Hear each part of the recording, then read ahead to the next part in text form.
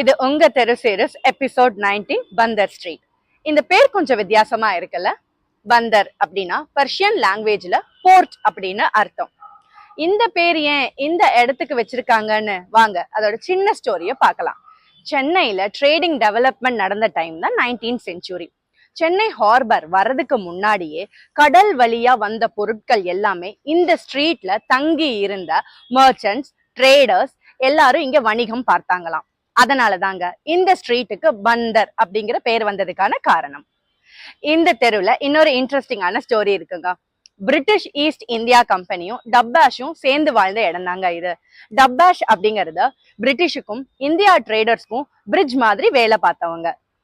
இன்னைக்கு சாதாரணமா தெரியுற இந்த ஸ்ட்ரீட் தான் கடல் வணிகம் நடந்த நம்ம எல்லாம் மறந்து போன ஒரு அத்தியாய தெரு தான் இந்த பண்டர் ஸ்ட்ரீட். இதை விட இன்னும் இன்ட்ரெஸ்டிங்கான எபிசோட்ஸ் பார்க்க உங்க தெரு சீரிஸ் பேஜான இன்ஸ்டாகிராம்லயும் யூடியூப்லயும் ஃபாலோ பண்ணுங்க.